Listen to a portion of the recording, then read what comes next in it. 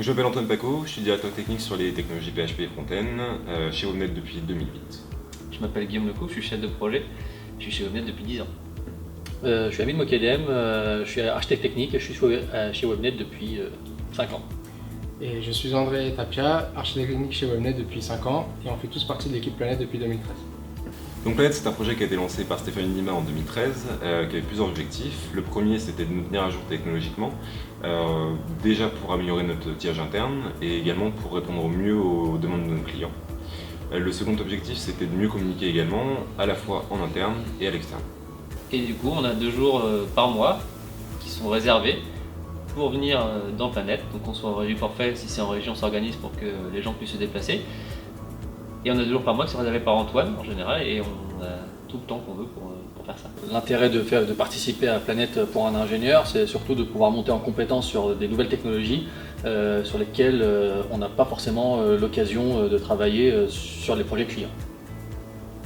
En début d'année dernière, on a eu pour idée de travailler sur des solutions de robotique, d'intelligence artificielle ou d'objets connectés, parce qu'on pense que c'est potentiellement l'évolution de notre métier, et c'est là qu'on est venu à chercher des idées de projet. Donc au départ, on avait 2 idées. La première, c'était un drone roulant qui était capable de distribuer le courrier et de se balader de façon autonome dans les locaux.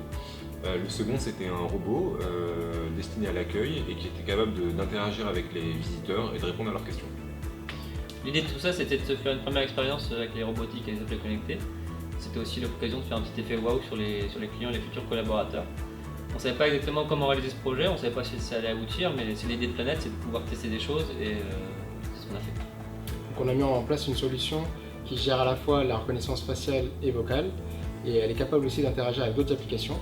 Mais à la différence d'une intelligence artificielle comme Siri qui sait répondre elle-même aux questions qu'on va lui poser, nous dans notre cas on va devoir développer nous-mêmes les réponses aux questions. Sarah utilise aujourd'hui Windows, c'est un prérequis de la solution Sarah qui utilise son moteur de reconnaissance vocale. Donc aujourd'hui, on a décidé de tout mettre dessus. Demain, on risque de déporter toute la logique et l'intelligence de reconnaissance faciale sur un serveur Linux qui est plus adapté, qui sera plus performant également. Donc notre robot d'accueil repose sur une Raspberry Pi. Une Raspberry Pi, c'est une petite carte qui est en fait un ordinateur miniaturisé qui possède donc une entrée USB, une sortie son qui peut être reliée au réseau soit en Ethernet soit en Wi-Fi et dont le disque dur est une petite carte SD. Cette solution est super mobile, on peut l'auto-alimenter avec une batterie USB puisque ça s'alimente en USB et donc ça répondait parfaitement à notre besoin. Donc pour faire de la reconnaissance vocale sur notre module sur la Raspberry, on est passé sur une solution Sarah.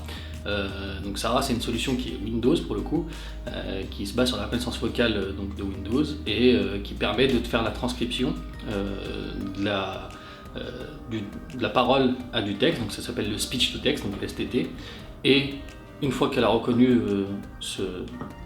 une phrase qui a été dite, on peut lui dire si on a reconnu cette phrase, alors fais cette telle action. Il fait une action, on va générer un texte et ensuite on le retransmet donc, au module de synthèse vocale de Windows qui lui donc fait du text to speech et qui permet donc, à l'ordinateur de dire une phrase qui a été écrite. Sarah, quelle heure est-il? Il est 13h37. Sarah, quand est le prochain T2? Le prochain tram en direction de Pont de Besançon arrive dans 1 minute.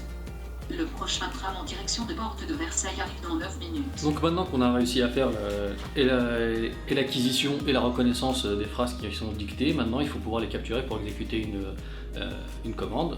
Pour faire ça, donc on doit toujours commencer nos phrases par un mot-clé et ensuite dans la configuration, on lui dit quelle est la phrase correspondante si elle est reconnue et exécuter un code derrière. Ce code-là, c'est en Node.js, c'est la solution qui est basée, Sarah est basée sur Node.js. Donc il suffit derrière de faire un code d'un contrôleur pour renvoyer la réponse à la question. Sarah, est-ce que Stéphane est là aujourd'hui? De quel Stéphane parles-tu? Stéphane Udima. J'ai vu Stéphane tout à l'heure, il est dans les locaux. Sarah, est-ce que François est là aujourd'hui? Je n'ai pas vu François aujourd'hui, mais il a 3 rendez-vous. Sarah, est-ce que Lionel est là aujourd'hui? Lionel est en congé ce matin et il ne m'a pas autorisé à consulter son calendrier. Donc le besoin, c'était de faire le robot d'accueil dans le cadre de Planète. Et pour faire un robot d'accueil, on voulait qu'il puisse nous reconnaître lorsqu'on arrive dans la société. Et du coup, pour pouvoir faire ça, on a besoin de réaliser un module de reconnaissance faciale. On a dû développer le module de reconnaissance faciale parce que contrairement à la reconnaissance audio, il n'y a pas de solution, en tout cas gratuite, qui permette en boîte noire de lui donner de l'audio et de recevoir du texte. Là, pour le coup, il faut qu'on puisse détecter des visages et pouvoir les reconnaître derrière. Donc pour faire ça, on a dû faire 2 modules, un de détection de visage qui permet juste de détecter qu'il y a une personne devant une caméra, et ensuite il y a un autre module qui est de reconnaissance qui dit ce visage-là correspond à telle personne. Seulement, donc voilà, pour faire ça, on a dû entraîner un modèle de données dans lequel on a enregistré les visages des personnes à être reconnues. Donc c'est sur la base de volontariat, si la personne veut s'enregistrer pour être reconnue par Sarah. On a voulu humaniser Sarah, pour ça on a 2 solutions s'offraient à nous. La première c'était de partir sur un robot déjà tout fait, existant. Le problème c'était que on ne savait pas trop comment on allait pouvoir interagir avec le robot. Ou alors la deuxième solution c'était d'utiliser l'écran de la Raspberry et du coup utiliser des animations en CSS3 pour pouvoir humaniser notre robot. On est parti sur la technologie CSS3 pour animer notre robot. Le CSS3, donc c'est facile d'utilisation et ça va être ouvert à tous les développeurs ou aux intégrateurs.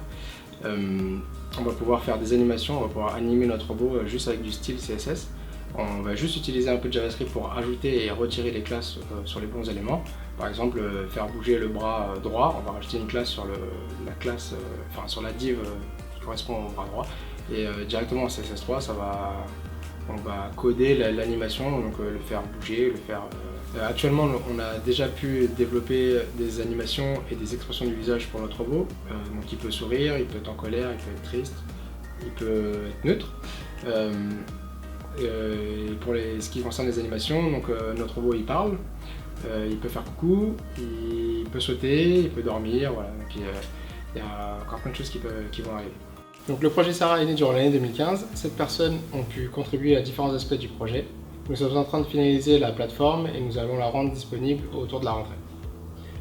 Pour l'instant, le robot s'appelle Sarah parce que c'est le nom par défaut de la reconnaissance vocale.